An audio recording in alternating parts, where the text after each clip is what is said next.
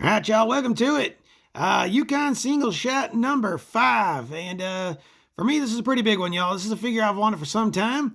And just got him today. Just took him out of the package, and he's up on the turntable. Now, he's not going to be spinning on the turntable because honestly, y'all, this is my 5th take, and he's falling every time. So we're going to just have him standing there. He's not going to be turning around because I'm tired of fixing him and putting him up there and all that, y'all. So this is the G.I. Joe Classified Major Bludd. An absolutely awesome looking figure, y'all. But I tell you what, y'all, there are some issues here, and we're going to go over that. And it's a hard one for old Yukon because I do love the look of it. I love his weapons and all his armor and his robotic hand and all that. But function-wise, we got some issues, y'all. And we're going to cover those. So first of all, I love the way he looks. He looks awesome. That head sculpt is fantastic. Let's go ahead and bring him down a little bit. Let me show you that head sculpt just a little bit more, y'all. Look at that thing. I mean, it's great. He has got a mean old look on his face, and that just looks phenomenal to me. One of the best head sculpts I've seen in some time. So I really, really do like that part of him. Let's go ahead and take off his helmet and get a little bit better look at that sculpt. And look at that. He is one mean-looking dude, y'all. Very mean. So, awesome head sculpt. I really do like that. I think all the sculpting on this figure is pretty good. Let's go over the accessories real quick. I'll go ahead and show y'all his helmet. There's his helmet. Pretty nice. Fits on his head real well. Haven't had any problems with the helmet going off or nothing like that. So a nice shine. It's a more of a matte brownish gray material. So that looks good.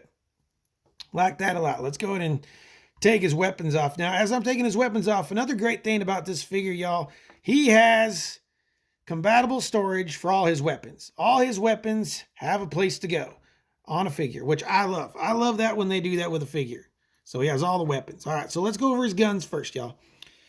Here's his blaster. This actually has a peg on it that will go onto his backpack. So again, another great sculpt.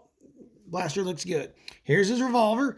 I like this one a lot because they put some silver on there and it looks great. So that revolver looks really awesome, y'all. Very nice weapon. Like it a lot. All right, y'all. So there's the good part. This is where we start going downhill a little bit. All right, so here's his dog tags. These things get in the way all the time, y'all. They're always falling off. And honestly, y'all, they're kind of a pain in the ass. So my Major Bludd is not going to be wearing his dog tags. It's a decent sculpt, just gray, but nothing special. Secondly is his backpack. Now, Hasbro, you got lazy here, y'all. You got real lazy. When I purchased this figure, I was kind of counting on the missile to go in something like this. There's some little pegs on the bottom. I was hoping they would go in like that. They fit into these little slots, and I tell you what, they are a pain in the ass to get in there, y'all. And they fall out with almost nothing. Look at that. I barely touch it, y'all. Boom, coming out. Boom, coming out. So that's an issue. The backpack itself is fine. The missiles are fine. There's a missile. But their storage is not fine. I give that about a 5 out of 10 for storage. Let's go over Major Bludd a little bit more. So he's got great articulation, y'all. And actually, honestly, y'all, I think he's got too much. And I'll show you why in a minute. So there's his head. Tilts good. Goes down a little bit. Goes up quite a bit. So that's looking good. This is his robotic arm. That goes up a little bit. Now this metal piece, this plastic armor, will get in the way. So he only goes up about that high. His elbows are fantastic, y'all. They really got great range. Double elbow. So that's good. There is a butterfly joint in this arm. You can kind of see that butterfly joint, which is awesome. This arm goes up nearly 90. And again, he has double elbow joints. So that's good, y'all. Waist rotation is there a little bit, but again, his armor does get in the way. He does go forward and back pretty good though, y'all. So that's not too bad. Can he do the splits? Well, he mostly can, but his holster gets in the way right there. So that's not too bad. Now, he's got a little bit of these drop down hips. As you're moving him down, the hips will drop down. So you got to remember to kind of kick him back up like so. Kick him up. And there you go. He'll be back in his normal pose.